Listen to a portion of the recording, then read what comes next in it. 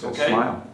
We're here with Michelle Slaughter, Judge Michelle Slaughter, and she's running for Court of Criminal Appeals, Place 8. Correct.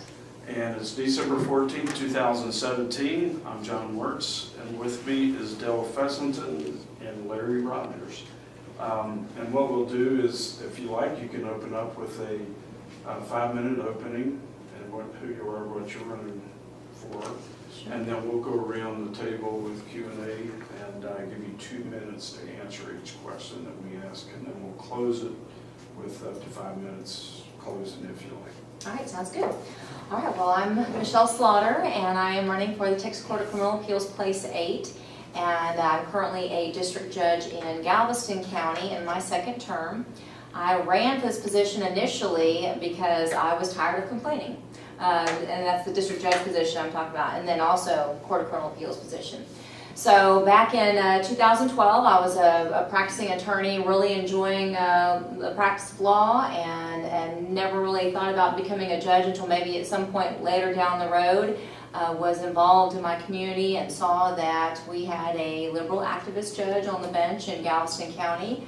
And once I saw the things that he was doing, I was horrified and decided someone needs to do something about it, and why not me? So I decided I was willing to take the 50% pay cut to run and hopefully win, and which I did. So I beat a 12-year incumbent. There were 4 people in the race initially. I was 60 votes short of winning it outright, but went to a runoff and then beat the incumbent in the runoff. Now, when I took over the 405th District Court, where I currently preside, the court had the highest backlog out of any district court in Galveston County. It had the highest reversal rate. It was the least efficient, least effective district court in Galveston County. And within 1 year of just rolling up my sleeves and getting to work and working hard, I've turned it from the least efficient district court into the most efficient district court. I reduced the backlog to be the 2nd lowest backlog in 1 year, and the following year it had the lowest backlog, just by getting to work and doing what I could to make sure that we could clean up the court. Now, I also implemented transparency for the court because I think that our courts are the least transparent branch of government. Judiciary is, and I have a problem with that, because if our taxpayer dollars are going to pay for this, we need to know what's going on. And so that was one of my promises to the voters when I got elected. And so upon getting elected, I established a Facebook page where I would provide information about the court and what we were doing in the court. It would invite people to come down and watch the proceedings in the courts. I invited juror panels to invite others to come watch and be involved and see what their courts were doing.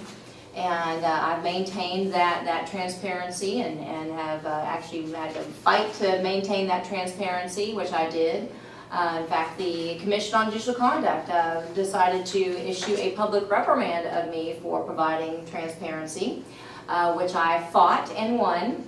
And I spent about $75,000 or $80,000 of my own money fighting that to win and to be able to provide transparency for the people, for the voters and the public. And and currently we are still the most efficient district court in Galveston County, and working hard and trying a lot of cases, and I'm very proud of what we've done in the court. Before becoming a judge, I was an attorney. I practiced complex commercial litigation, labor and employment law, and worked at 2 large international law firms, and really enjoyed the practice. But becoming a judge has been an honor and a privilege and a pleasure, and I've thoroughly enjoyed that. I'm now running for a Texas Court of Criminal Appeals because, again, I'm tired of complaining, and I had several folks who I know on the Courts of Appeals encourage me to run for a higher office in the courts. They felt that I was doing such a great job as a district judge. They felt they needed a good conservative who was hardworking and efficient and effective, and so I had several of them approach me and encourage me to run for a higher position. And once this seat was an open seat, I looked at it and decided there's some issues in the Court of Criminal Appeals, and I would like to get in there and address them. So things like transparency, things like making sure that the court's not continuing to venture into judicial activism, which I've seen, maybe unintentionally, but I've seen it happening, and I've seen them moving more and more towards judicial activism, and that's a problem for me. I don't appreciate that, I don't approve of that as a conservative, and so I'm looking to get in there and make some positive changes. Okay, great, thank you very much. Sure.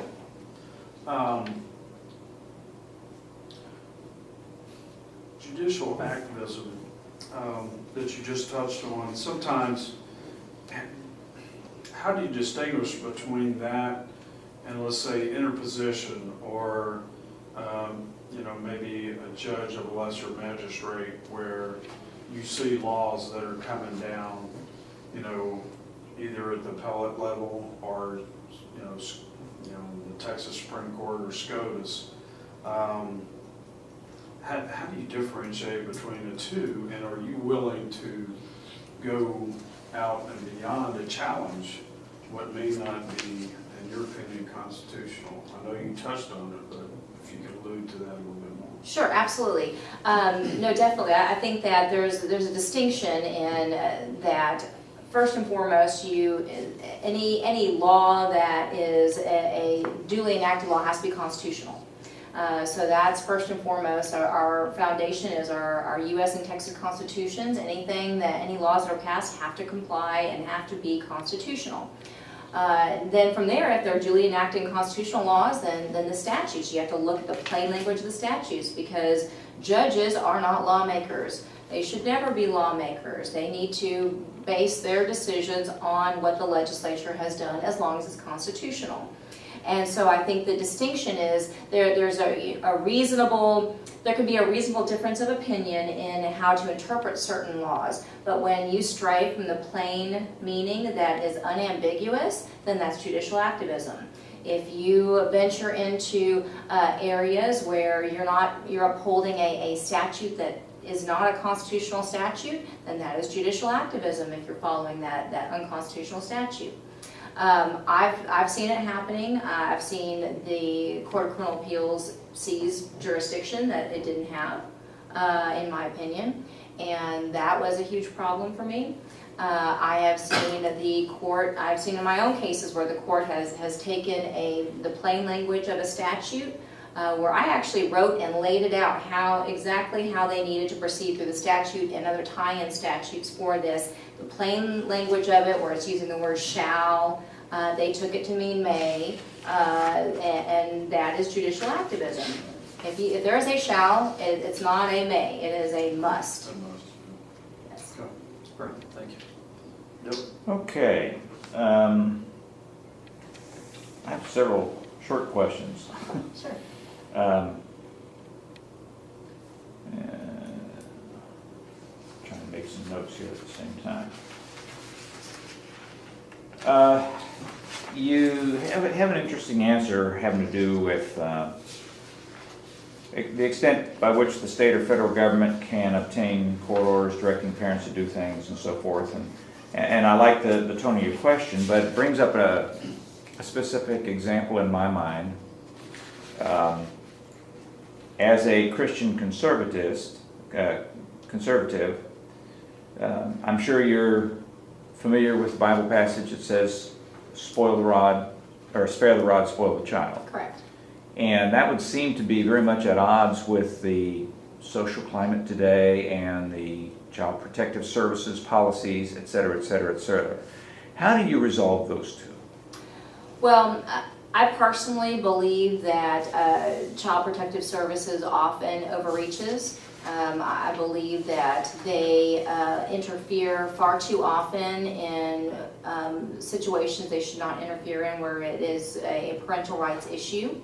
I believe that you really need to, judges, juries, prosecutors, all really need to look at what the law is, what parental rights are, and consider all of that before pursuing any sort of criminal actions against parents who spank their children, for instance.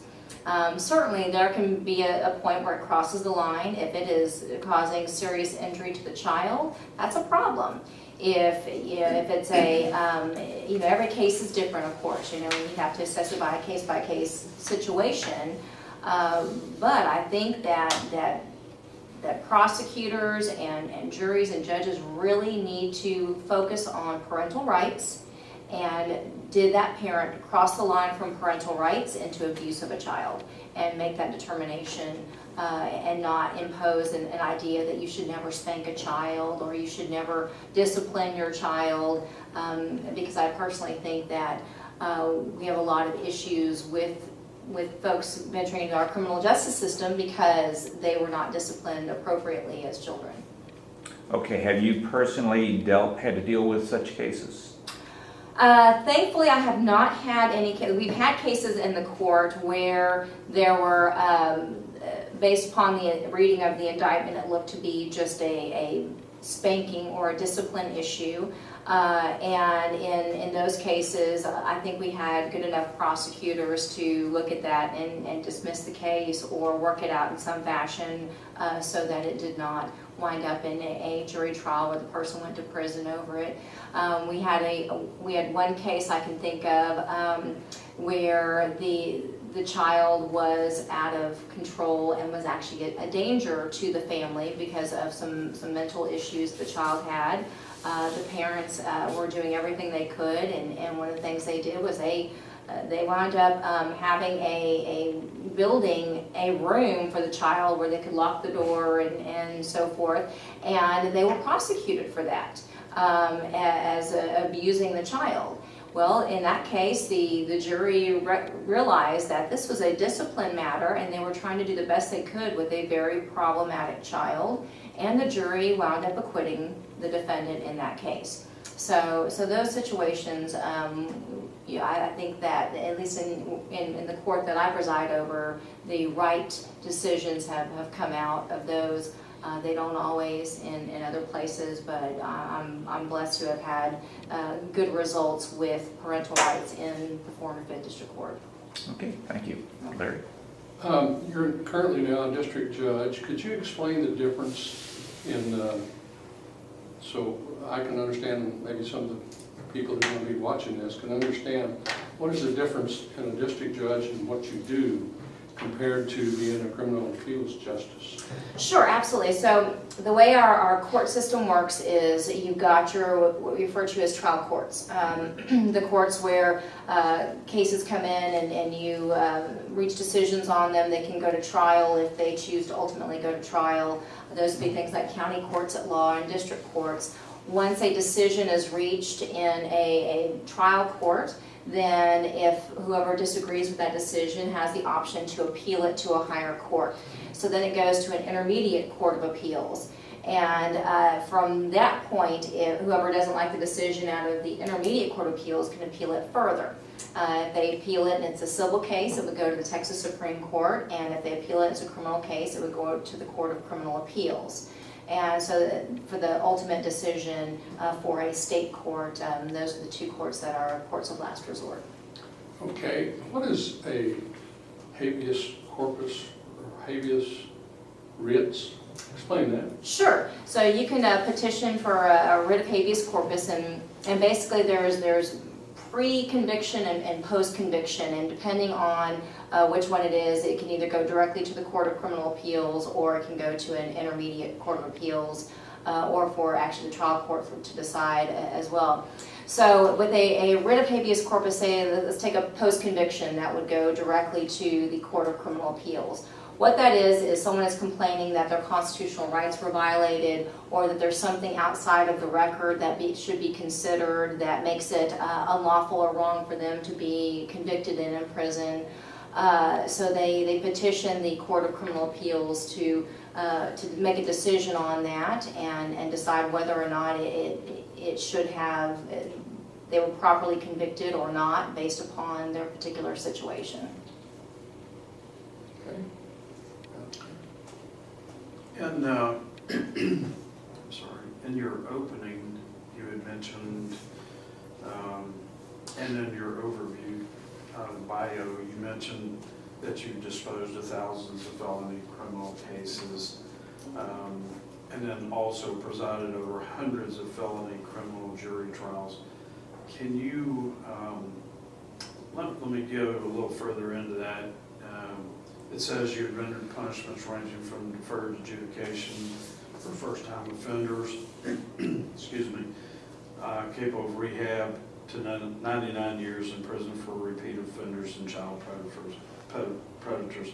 What about death sentences? Are there any problems with that if you confront that at the Court of Criminal Appeals? I have no issue with the death penalty. I think that it can be appropriate in certain circumstances, and I have not had a death penalty case. I've had capital murder trials, but the prosecutor was not seeking the death penalty in those cases. Okay.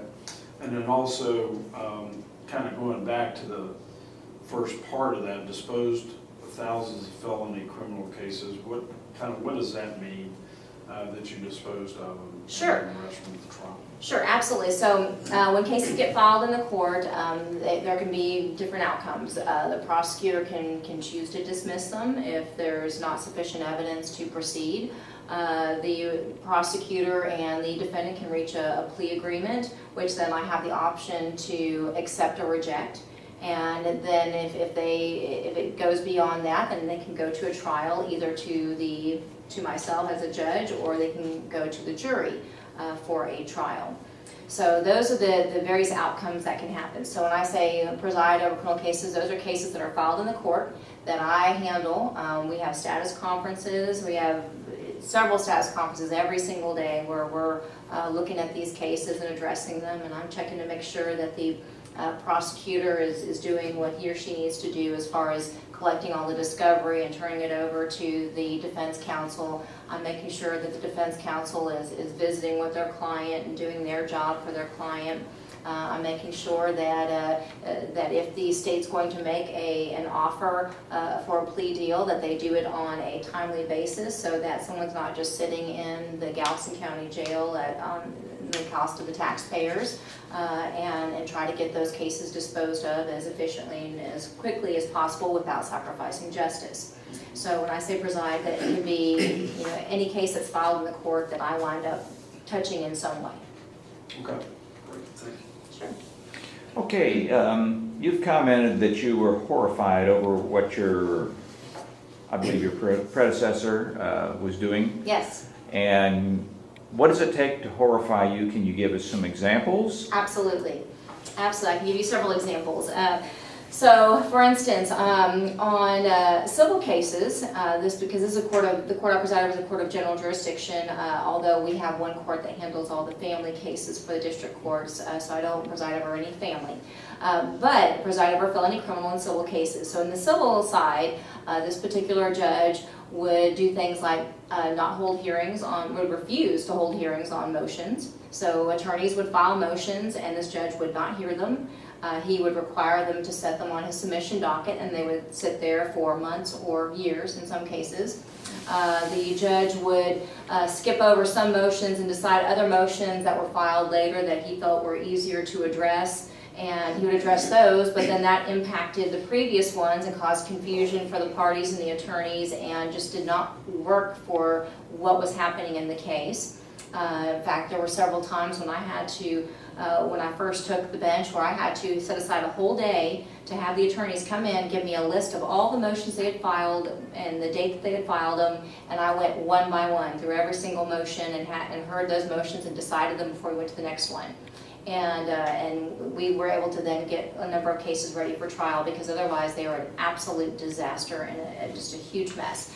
So that was on the civil side, some examples there. There were other things as well, but on the criminal side, this particular judge decided to take upon himself to create a kind of a social justice program, if you will, of his own making that he referred to as the STEP program. With the STEP program, he actually had a contract that he would enter into with the defendant and tell the defendant, I'm placing you on probation and here's your contract, and if you violate the terms and conditions of your probation in these certain ways, you may get 2 days in the Galveston County Jail.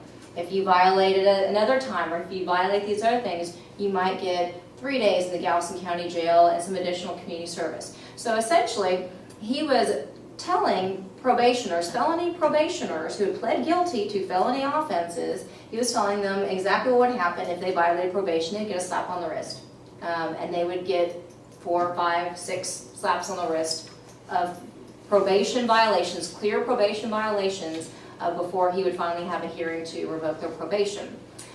So it created a huge problem because you had felons who felt like they could get away with anything that they needed to get away with. And so that was a big problem. And there's many others, but I see I'm out of time on that question. Okay, I'll follow up next time. Larry? Getting back to the habeas writs, in 2016, retiring Texas Court of Criminal Appeals Judge Kayla Alcala? criticized the court's internal policies, revealed that most habeas writs are decided by a single judge instead of two. Is that, could that be a true statement, and if so, what causes that? How do you correct that? Sure. The presiding judge is the one who essentially drives how the court operates, and determines how they're going to proceed, you know, who's going to write on what, whose cases is which. They might draw, they might, she'll decide what formula or what program or process to use. Now, with what Judge Alcala identified, I think best practices is to have a panel of judges on the court look at those. But I actually disagree with her. If you look at your Texas Constitution and read the specific part of that Constitution, it does not say shall. It is not a must. It is a may, and clearly the Constitution says they may have a panel that reviews these. It does not mandate it. So I actually disagree with her on that particular issue. I've heard that this court every year takes a summer vacation, or whatever you want to call it, from June to September, mid-June to September. Are you aware of that, and what do you think of that? I am not aware of that. It is my understanding they don't meet in July and August, but that they are still working on their opinions and working on, they just don't hold oral arguments and they don't have their meetings as judges. So it's my understanding they're still working, but I don't know to what extent, because I do think that the Court of Criminal Appeals lacks transparency. Okay. Anytime we vet judges, this always comes up in my mind. If you were a prosecutor versus defending attorney, how do you take that hat off as a judge? Well, is it possible? I think it's possible, but it makes it considerably more difficult if you were a longtime prosecutor or a longtime criminal defense attorney. I think that is one benefit of having me on the Court of Criminal Appeals, because I've been neither. I've neither been a prosecutor nor a criminal defense attorney. I have only been a judge in criminal cases. So I look at the law and the facts without bias on either side. Now, when did you become a judge? When was the election? Sure. The election was in 2012, so I took the bench. I took my oath of office on January 1st of 2013. Okay. I like the rocket docket that you were talking about, where you can resolve 60, 90 cases single day. That's pretty impressive. Are you aware of any other judges that employ this method? Is it something that an idea you got from somebody else, or did you come up with that? I and my coordinator came up with that. My coordinator has been a coordinator for a number of years. She was previously in the district attorney's office and then went to the district clerk's office and then became a coordinator for a different judge who retired before I hired her to be my coordinator. And she has some wonderful ideas and some great insight from that experience that she's had. And so I talked to her and sat down with her and said, we need to figure out some ways where we can move some of these cases and address the backlog that we're having here. And so we started talking about different things that we could do and different procedures and what might work and what wouldn't work in her experience. And so that's when we came up with the idea of doing a rocket docket. And when the very first time we implemented it, it took a huge group effort to get everything coordinated on that. Got it all coordinated and it went beautifully. And we resolved a lot of cases. And I think that was the one where we resolved about 90 cases, maybe even a little bit more, that very first rocket docket we did. That's amazing. Have any bad guys previously unknown as such kind of slipped through the cracks on that have come back and through the system? Not that I know of. I can't think of any off the top of my head. There could be, and of course that can happen with any plea agreement. These, of course, are what we address in the rocket docket are the lower level felony offenses. So, and we don't address any that have identified human victims. Unless the prosecutor identifies it as a case that could be resolved on the rocket docket, in which case then we'll consider it at that point. But so most of these cases are less than a gram possession cases, or they might be unauthorized use of a motor vehicle. Well, those would be victim cases, but if they're able to be resolved on the rocket docket, we have things like that. There's other cases where they could be things like a burglary of a building where the owner has already said, just, get rid of this case, give the guy probation, and I'm fine because he didn't do any damage and we got our stuff back, or, whatever the case may be. So anything that could be readily resolved because things have already lined up to be resolved, but the prosecutors just aren't addressing them, those are the types of cases that we would hear. Okay. Okay. I can see where it's possible that you as a district court judge would have cases that would go to the Court of Criminal Appeals that currently exists. How often have you been reversed by the Court of Criminal Appeals? I don't know the exact number, and I need to go and do that analysis. I know I have been reversed. There was that one that I specifically mentioned where I felt that the court just did not follow the law. That actually was a writ of habeas corpus that was filed, petition for writ of habeas corpus, where we had a defendant who had a jury trial, and in sentencing was enhanced through what we refer to as the law of enhancements. It's just basically if you have prior felony convictions, then the range of punishment increases. And so he was facing 25 to life. He had 2 cases, and he was enhanced on both cases and was convicted and sentenced within that 25 to life range for the more serious offense that he had.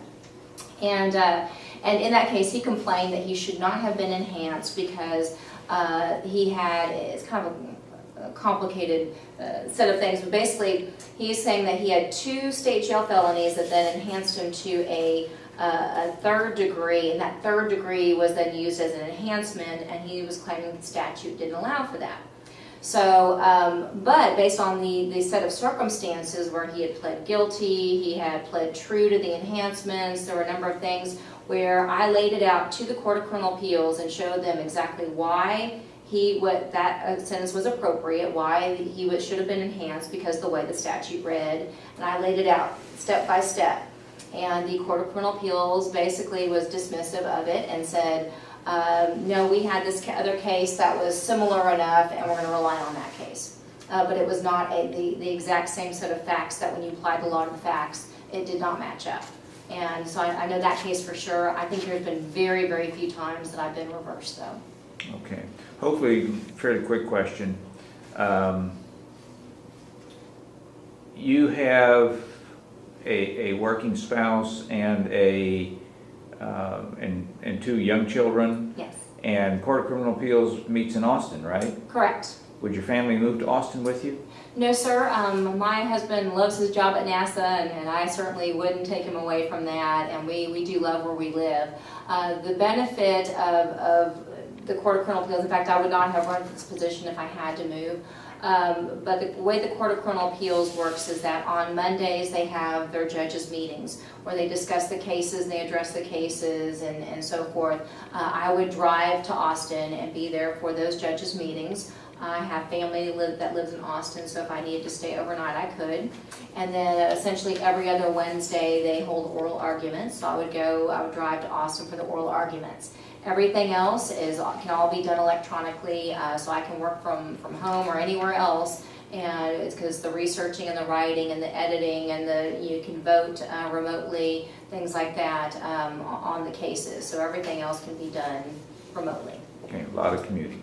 Yes. Okay, Larry? Would this be a plus financially for you? Maybe getting you back to the 50% that you... No, not at all. The difference between my current pay and the Court of Criminal Appeals, I believe, is $10,000 a year more. But of course, with the commuting, that would cut into that significantly.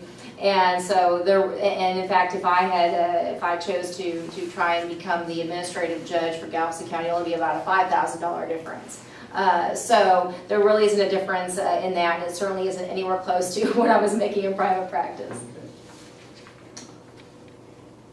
You had mentioned, and I think you may be the only one with significant business-related experience on the civil side. And since you've been a judge on the criminal side, what do you think, how would that give you an advantage over your opponents for this particular position, which is, criminal court? Sure.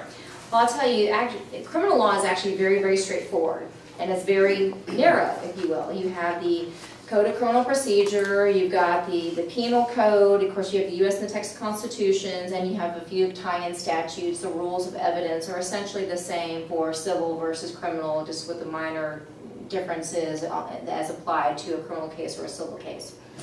So, of course, with the type of civil litigation, complex commercial litigation that I was involved in, involves very, very complex matters with a lot of gray area that you really have to rely a lot on case law to resolve that gray area.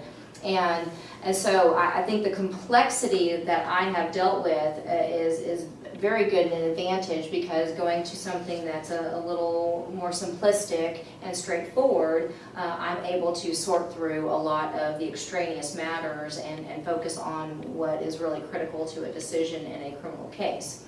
I also think that the advantage is, as I mentioned before, I've never been a prosecutor, I've never been a criminal defense attorney, so when I look at it, I look at the law and the facts, period. I don't have a bias. I don't come in there thinking we need to get this person, or we need to sentence them to the maximum. I don't go in there thinking everyone's innocent, and of course they presumed innocent, but I don't go in there thinking, oh, there's something going on here, and the prosecutors hiding things, and I don't come in with that criminal defense mindset either. I look at just the facts and the law and make my decision, and I think that's a huge advantage. So I'll say that for another. Okay. Thanks. Sure. Okay. I like that you pointed out Clarence Thomas. He doesn't get mentioned enough, and I also am a fan of his. But you ducked on the one that you could, because of the term respect. You respect all the justices, and that's fine.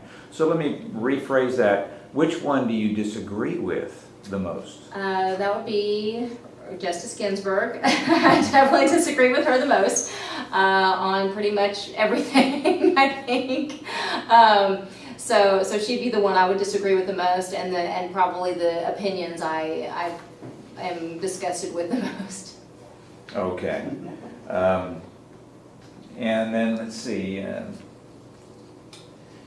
Back on the issue of transparency, you put a lot of emphasis on inviting people into the courtroom. People basically come and see and be observers.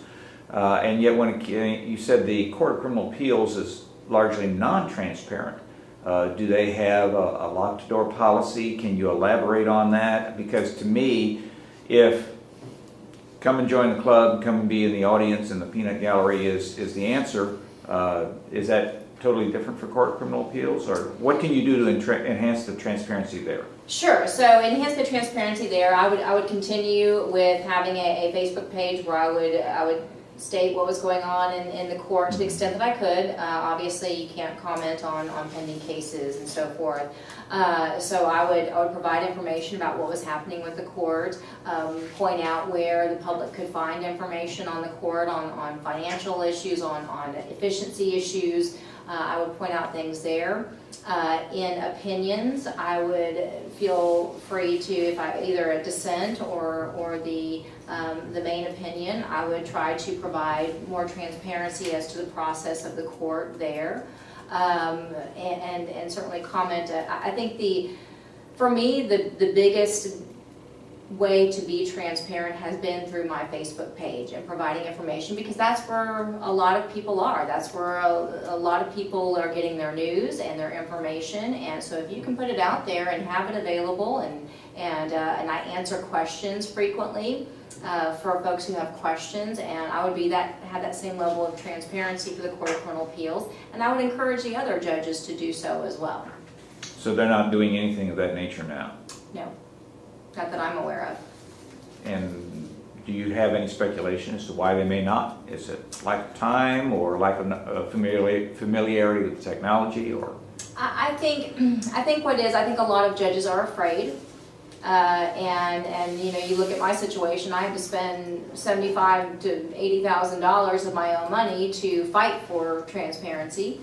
And so I think that judges are afraid of the Commission on Judicial Conduct coming after them for saying something. I think a lot of judges are, frankly, don't want transparency. They like to be able to hide and not have people watch what they're doing or how they're doing it. I think there's a lot of folks like that, and that to me is offensive, because if you're a public servant, you need to be available to the public. You need to be transparent. Okay, thank you. Larry? The Court of Criminal Appeals has 8 judges. How does the presiding judge get appointed? The presiding judge is elected, so it's an elected position, and they have to stand for office and run as for the presiding judge position. You touched on judicial activism, and in the answers one of these questions that we asked considered another significant issue, and the one that greatly disturbs me, in fact, our criminal justice system is frequently and increasingly being used for political gamesmanship. Could you explain that a little bit? Sure. I've seen quite a few cases in the past, and I see them coming up frequently now, and in increasing amounts, where there's essentially a disagreement or a political disagreement, or liberals versus conservatives, or things like that, where you have folks who are using our criminal justice system to go after those that they disagree with.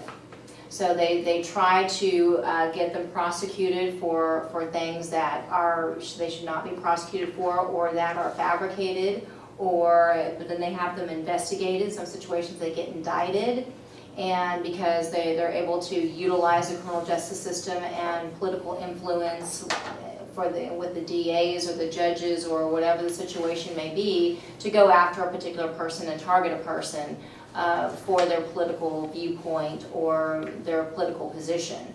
And I think, you look at, for instance, Governor Rick Perry, his situation. I know a district judge who went through that in Jefferson County. So you see different things where people have had to be dragged through the criminal justice system, faced with losing their liberty, and then just have the case dismissed at the end of the day because there was nothing there to begin with. Okay. Okay, we're at about 1:45, so we have about 15 minutes. Okay. Okay. Let's see.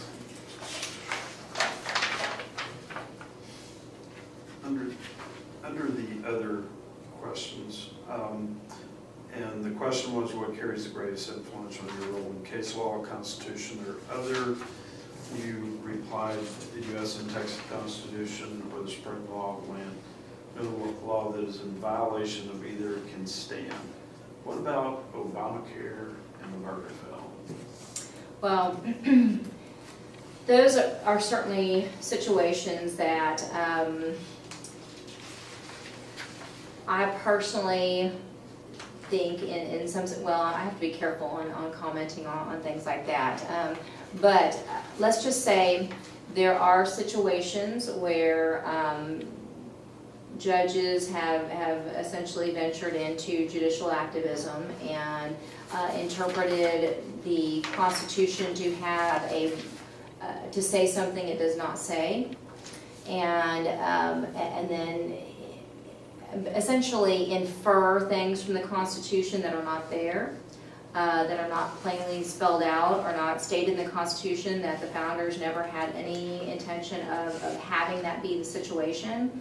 But because they see the Constitution as a living, breathing document, they feel that they can manipulate it and expand it and use it to fit their particular agenda. So you definitely see situations like that frequently in a variety of cases and in a variety of courts. Okay, all right, thanks. Okay.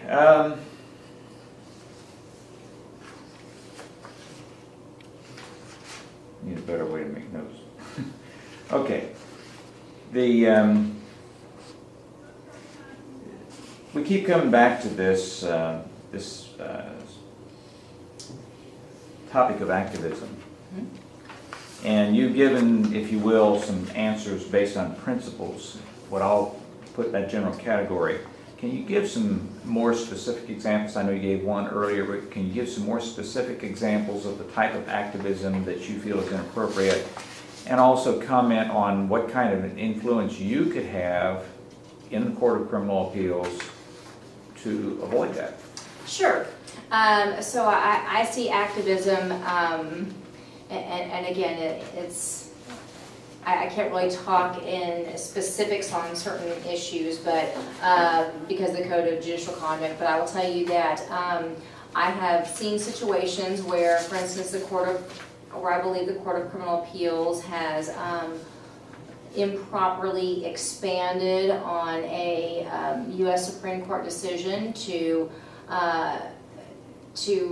it expands it beyond what our Constitution says, either the U.S. or the Texas Constitution, and even beyond what the U.S. Supreme Court has said, and has expanded on that, which I think is judicial activism because it's expanding that and it's not within the Constitution.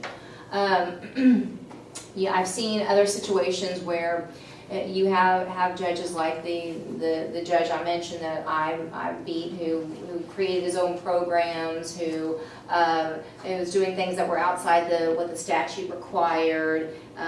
For instance, that program, the STEP program. By law, we're required to look at these cases on a case-by-case basis and not have a one-size-fits-all contract to apply to a particular defendant who happens to be on probation or deferred adjudication.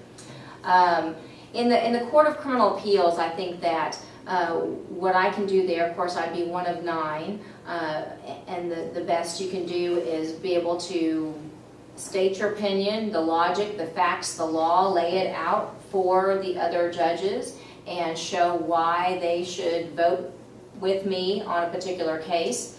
And if they choose not to do so, if I'm in the minority, then I'll write a dissenting opinion and I will lay it out for the public so they know where I'm coming from on that. Okay. Do you know how frequently, in other words, the Supreme Court, you hear the typical 5-4 and all that sort of stuff. In the Court of Criminal Appeals, do you know how much unity there typically is? I don't. I haven't done an analysis to look at all their decisions to see where they usually disagree. I think that there's a block that tends to vote on most things together, because I guess they see eye to eye on a lot of issues. But I don't know what the breakdown is on the numbers as far as 5-4 decisions or anything. 9-0 decision. Exactly, 9-0 decisions. Okay, Larry? Some people have an opinion that a grand jury is lopsided because the defendant that goes, that's being accused, goes to the grand jury, and the prosecutor is the only one that is, from what I understand, is allowed to present the case, and there's not a defense attorney allowed. Right. Give me your overview of that and what's your opinion on that? Sure, I think a lot of what drives a lopsided grand jury is going to be the prosecutors and how the prosecutors approach the case and how they view their role and the grand jury's role. So I think that's largely driven by the prosecutors or the district attorney and their policies. Now, with a grand jury, of course, a grand jury is an accusatory body. So they're there to look and see, is there a probable cause to believe that this defendant committed this offense? And if so, then they true bill. If not, then they no bill. And then from there, then the defendant can move forward through the system and then have a trial in front of a group of 12 jurors to decide whether they're guilty or not guilty by a reasonable doubt or beyond a reasonable doubt. And so through that process, even though sometimes you have people go through the grand jury process that shouldn't, at the end of the day, they're ensured their due process at the end. It's not an ideal situation in cases where you have a out-of-control district attorney or a district attorney who's going after someone for political gamesmanship. Or using the system for political gamesmanship. And that's done, and you see it done, and it's a really, really bad situation. And I think that our legislature needs to work on some reforms to address those types of issues and prevent a lot of that from happening. In your answers, we asked about your civil, political, or union organization individuals who you contributed, and we probably needed an extra page. You were very active in a lot of different Yes. areas, and commend you for that. Thank you. Hopefully you'll be able to continue. Absolutely, absolutely. I'm very much a person who likes to be active and engaged in my community and be available in my community. And so I've been that way since I was in high school. So I've always been involved and did a lot of, I'm one of those who, I like to stay busy. Do you believe in term limits? I believe in term limits to an extent. I definitely believe in term limits for president, and I'm torn on term limits in other positions, because I believe that the public should be able to elect who they want. And so in some situations, if someone's doing a really fantastic job and then they reach term limits and the people really want that person there, but they're term limited out and they've got to go on down the road, I think a lot of people get disappointed with that outcome. But overall, I think term limits are a good thing, and in most situations, I think they're a good thing. And so I support term limits, but I definitely see where in some situations it's kind of a disappointment to folks when someone's term limited out. Yeah. How long do you plan to serve? Well, I plan to serve as long as I believe that I'm being effective and I'm doing a good job and I'm working for the people. And I think in judicial positions, I think that if you are doing a good job, of course, your reach is extensive when you're at a level like Court of Criminal Appeals. And so I would like to serve as long as I think that I am doing a good job for the people and I'm able to keep up with efficiency. And if there's someone who comes along who I think is better, or if I think that I'm no longer able to do a good job for one reason or another, then I can always go back to private practice and make a heck of a lot more money. So, that's the way I view it. But I like to serve, And I like to help, and I like to do what I believe is right for the state of Texas and our judicial system. Okay. Okay, just going to ask for you to elaborate a little bit on one of the answers to the question, what role should government have in reforming criminals? And you said government cannot reform anyone. It's basically, you have to do it on your own. Absolutely. And yet there are a lot of programs that, especially while they're incarcerated, that seek to help people with that reform process. What has been your view on such programs? Do you have ones that you've seen that are more successful than others or anything like that? Absolutely. I think that and I think providing resources is always a good thing, and for people to be able to reform themselves, because if they don't have resources and they want to reform, it makes it all the more difficult for them. So I think providing resources is important, but you can't force someone to take advantage of the resources. You can't force someone to appreciate the resources or use the resources. And so that was the point I was trying to make there, that you can't force it on someone. I have seen programs that work.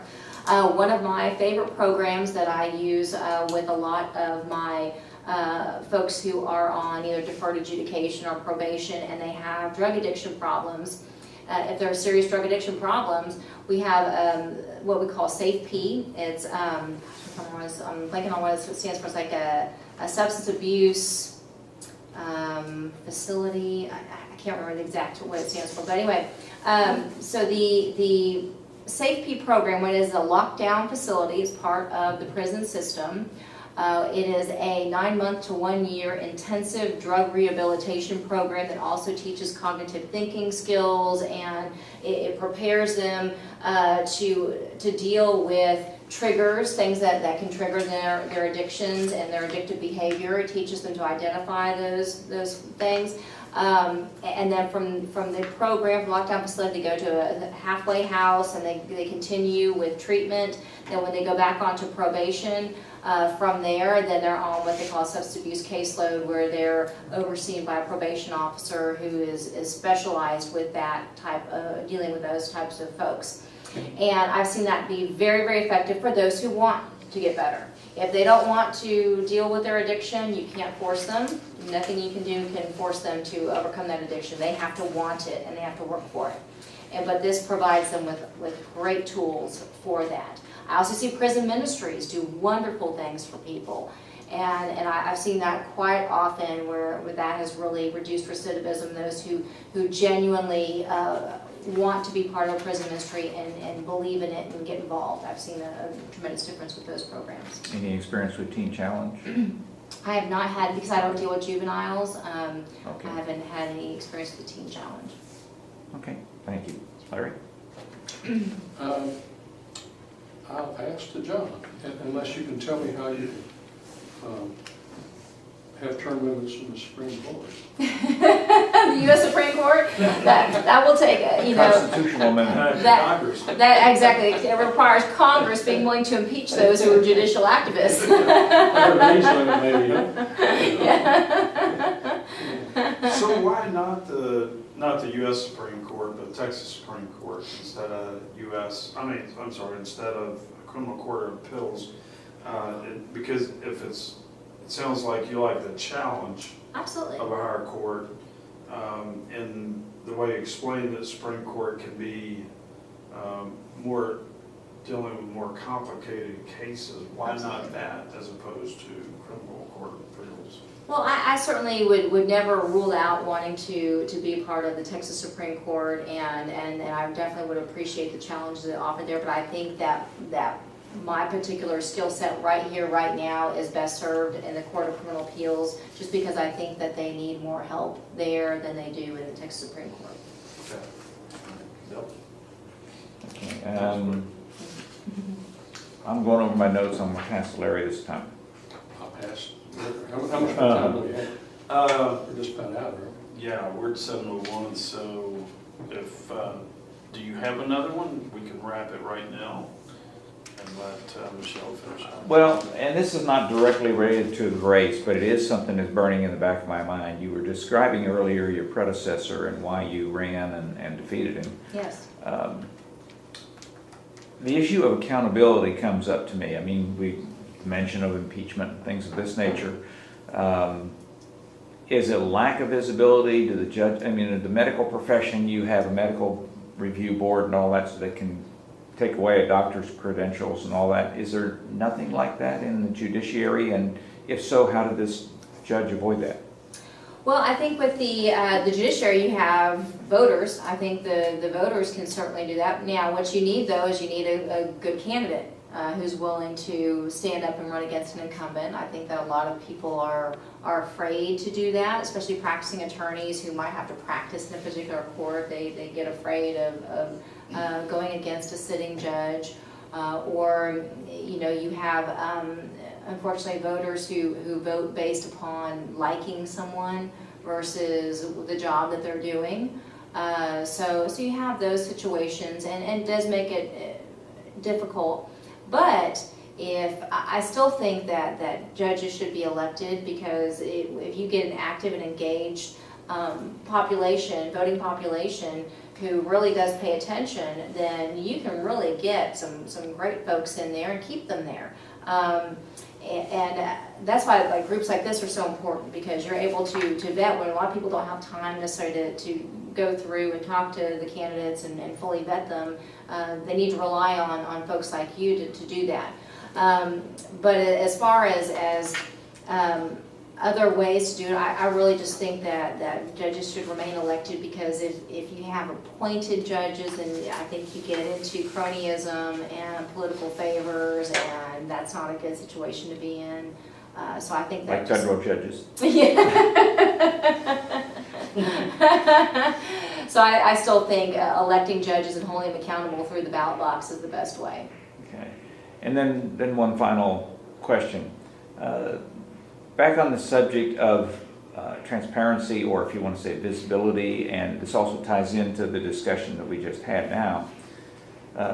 Judge Judy and some others, you know, on TV, even our own county commissioner's court, which is not court in the traditional sense, is you can watch it from home and all that sort of stuff.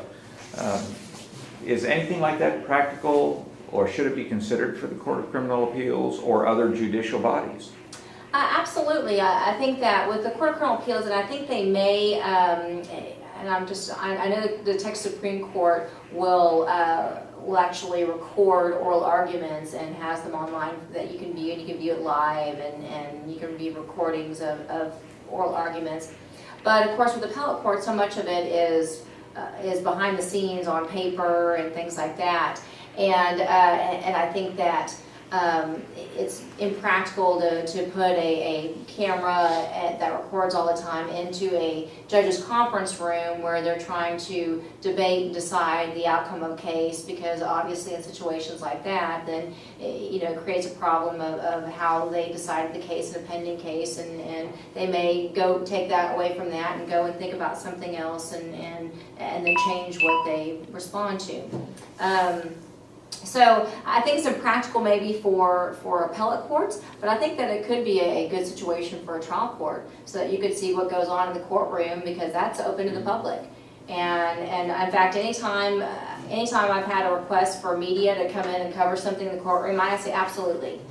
And I've had no problem letting the media come in and record, and I actually welcome that. Okay. Okay, all right, great. Thanks. There wasn't a camera. We're good? Okay. All right, if you like, go ahead with your closing. Sure. Well, I'm enjoying questions. If you have more questions, I'll be happy to give up my closing. I'm about out. I'm out. No. You're done? Okay. Okay. All right. Well, I certainly appreciate the opportunity to come visit with you, and I will tell you, no one's going to work harder for you than I will. I think I've proven that just in my time on the bench, that I don't take the job lightly. I take it very seriously. I believe in being efficient, I believe in being transparent, I believe in working hard for the people who elected me and those who even didn't elect me. So the entire public, because I'm very passionate about our justice system. We have the best in the world, and we need folks who are willing to serve and work hard and do the job for the people in our justice system. And so I've thoroughly enjoyed doing it in a district court position, and I would love to be able to do that for you in the Court of Criminal Appeals. And so I'd love to have your vote and certainly your endorsement as well. And I think that covers what I would like to say. All right, great. Thank you, Judge. Appreciate you. you coming in. No, absolutely. Appreciate you. Great. Yeah.